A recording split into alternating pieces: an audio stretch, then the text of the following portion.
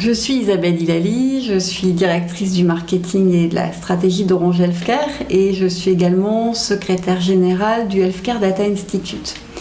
Le Healthcare Data Institute, c'est une association loi 1901 qu'on a créée il y a à peu près 1 an et demi.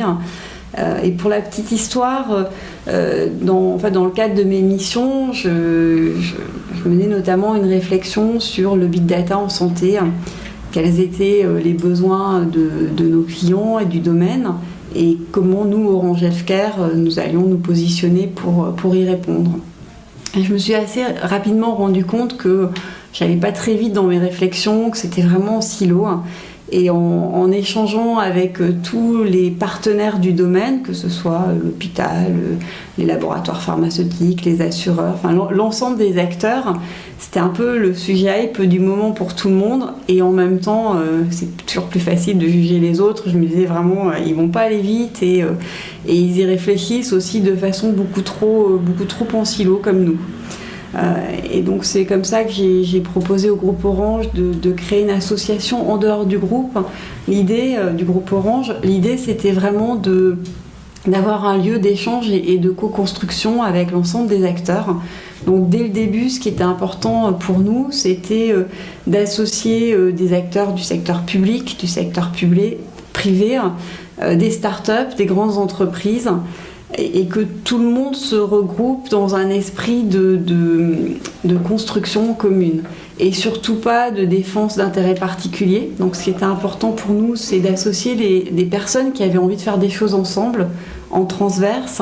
Donc on a créé un conseil d'administration qui était assez représentatif de l'écosystème, avec des acteurs comme Avisan, par exemple, c'est l'Alliance des sciences de la vie, donc qui regroupe tous les instituts de recherche publique de la santé en France, comme l'INSERM, comme l'Institut national du cancer, avec un acteur comme AXA, comme le CEA aussi, qui fait beaucoup de choses dans la santé, le groupe Elsan, qui est le deuxième groupe de cliniques privées en France, IMS Health, qui est un acteur du big data, qui collecte des informations sur la vente de médicaments et qui les analyse, un acteur comme McKinsey, Orange Healthcare, bien sûr, le groupe Sanofi aussi.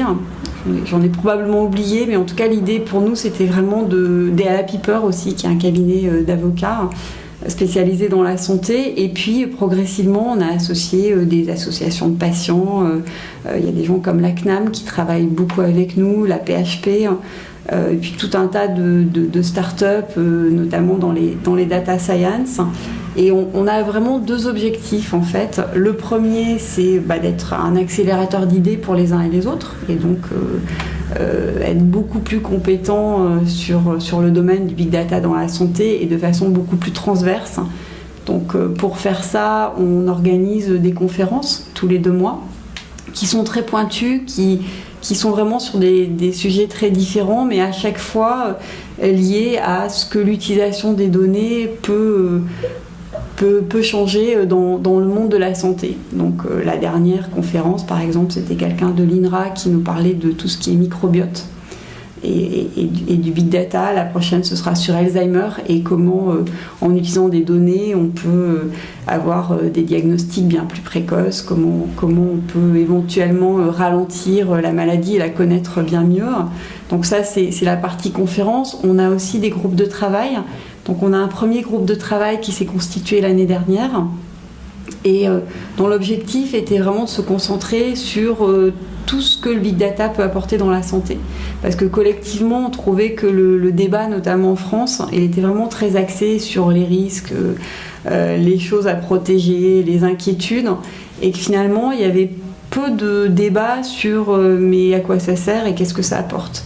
Et on s'est dit que c'était plus intéressant de se concentrer là-dessus et puis ensuite, bien évidemment, de s'assurer qu'on protège les personnes et qu'on réfléchit aux risques associés. Mais on a fait un très gros travail, on a publié un premier livre blanc et aussi, qui est disponible sur notre site et vous verrez l'ensemble des acteurs qui ont contribué vraiment représentent tout notre écosystème santé en France. On a 2 groupes de travail qui sont lancés en ce moment, dont un par exemple qui travaille sur tout ce qui est prévention et big data. Comment utiliser des données pour améliorer la prévention. Donc ça, je dirais, c'est notre premier axe qui était d'être un accélérateur d'idées. Et ce qui était important pour nous, finalement, encore plus presque, c'est surtout d'être un accélérateur de projets. Donc l'idée, c'était vraiment de permettre aux uns et aux autres de concrétiser plus rapidement des projets associant les données dans la santé. Et donc ça, pour ce faire, je dirais, une de nos grosses réalisations cette année, c'est de lancer des use cases. Donc un use case, c'est un de nos membres qui réfléchit à un sujet autour de l'utilisation des données. Et il y a deux façons de le faire. Soit il y réfléchit de son côté, éventuellement avec des consultants, soit il se dit, si c'est un projet important, mes concurrents auront certainement la même idée. Donc ce qui me différenciera, c'est de le faire, de le mettre en place rapidement et la façon dont je vais le mettre en place. Et donc je préfère exposer mon projet dans le cadre du think tank, où j'ai toutes les compétences représentées, que ce soit les gens qui vont être les payeurs, publics ou privés, que ce soit les patients, que ce soit des data scientists, des gens qui font du medical device. Et donc, je vais réfléchir à mon projet avec l'ensemble de ces acteurs. Et forcément, il y a des grandes chances que je le traite différemment, que j'aille beaucoup plus vite. Et en plus, quelque part, que j'embarque aussi tout l'écosystème avec moi, puisqu'ils auront travaillé sur cette idée avec moi. Donc, les use cases, on est en train de les lancer. Le premier vient d'être présenté par la PHP. Donc les hôpitaux de Paris qui sont assez extraordinaires en fait, c'est le plus grand groupe d'hôpitaux publics européens. Ils réfléchissent beaucoup à l'utilisation des données hospitalières et comment faciliter l'accès à leurs données pour la recherche clinique. Ils ont cette réflexion au sein de la PHP. Et puis ils l'ont également avec des partenaires européens en essayant de coordonner ça au niveau européen. Et donc, ce qu'ils ont proposé, c'est en plus de la réflexion qu'ils ont, en parallèle, d'avoir un peu la même réflexion dans le cadre du Healthcare Data Institute. Donc, il y a un premier focus sur comment nos membres, en fait, perçoivent aujourd'hui l'accès aux données hospitalières et notamment comment tous les acteurs de la recherche clinique qui sont parmi nos membres, il y a des gens comme Sanofi, il y a des gens comme Ipsen, Roche, Ethicon, donc beaucoup de labos pharma, qui travaillent avec nous, qui vont pouvoir donner leur avis peut-être dans un cadre un peu différent. Et puis, et je pense que c'est aussi un des intérêts du think tank, c'est qu'on a proposé d'élargir le sujet et non seulement de réfléchir à la recherche clinique, mais bien d'incorporer aussi l'avis de gens qui peuvent être des assureurs, qui peuvent être des startups qui font des objets connectés et de voir ce que eux feraient s'ils pouvaient avoir accès à des données hospitalières. Quelles en serait leur utilisation, quelles sont les contraintes qu'ils trouvent aujourd'hui pour développer leurs services. Et donc voilà, ça nous permet vraiment d'enrichir le débat en prenant en compte tous les acteurs et notamment les associations de patients qui sont très intéressés par le sujet. On a un autre use case qui va être lancé très prochainement par une association de patients. Et eux, leur projet, en fait, c'est justement de monter une base de données, alors qui sera alimentée par les patients et puis par d'autres acteurs, mais en tout cas qui sera pilotée par les patients. Et justement, avec l'idée que des patients, quand ils réfléchissent à l'accès des données, ils ont forcément une vision différente, probablement plus axée sur l'égalité de l'accès aux soins, sur la transparence par rapport à la qualité de service, sur les disparités géographiques, socio-économiques pour accéder aux soins. Donc leur idée, c'est vraiment d'avancer sur ce projet et du coup, l'ensemble des partenaires du think tank pourront y contribuer et les aider à monter ce projet. Je peux vous citer un autre exemple qui est un groupe de cliniques en fait, qui fait partie de notre think tank et qui réfléchit à l'utilisation des données aujourd'hui à la fois pour donner des outils en fait au management de la clinique pour gagner en efficacité et voir quels sont les outils de pilotage qu'on peut mettre à disposition des directeurs de clinique, mais aussi quels outils peuvent être développés pour aider au diagnostic, à la prise de décision pour les chirurgiens, et quels outils peuvent permettre aussi une meilleure relation client. Donc toute cette utilisation des données, bien évidemment, l'ensemble des acteurs de l'hôpital, public et privé, y réfléchissent. Y réfléchir dans le cadre du think tank, c'est un peu une approche différente, beaucoup plus collaborative, beaucoup plus transverse. Donc je pense que ça donnera des résultats vraiment intéressants. En fait, les projets d'avenir, on en a plusieurs. On en a un notamment qui est l'internationalisation du think tank. Au départ, quand on a imaginé ce projet, il se voulait complètement international. C'est pour ça que si vous allez sur notre site, vous verrez tout est fait en anglais, notre livre blanc est publié en anglais. Et puis, dans les faits, quand on a commencé à réfléchir aux gens qu'on invitait, on se dit c'est quoi notre objectif en fait? Est-ce que c'est un rayonnement intellectuel? Et dans ce cas-là, clairement, il faut vraiment que ce soit international. Ou est-ce que c'est qu'il y a vraiment des choses qui se passent en fait? Et des projets qui se développent? Et c'était clairement notre objectif prioritaire. Et donc on s'est dit que ça serait beaucoup plus efficace d'avoir déjà une core team française et de faire avancer les choses sur le territoire français. Ce qui ne nous empêchait pas, bien évidemment, de regarder tout ce qui se faisait à l'étranger. L'année dernière, pour notre première réunion annuelle, en fait, on avait invité par exemple Terida Garrido, qui est la personne en charge de tout ce qui est IT et transformation au sein du groupe américain Kaiser Permanente. Kaiser, c'est à la fois des hôpitaux et un assureur, et donc ils ont une approche extrêmement intégrée.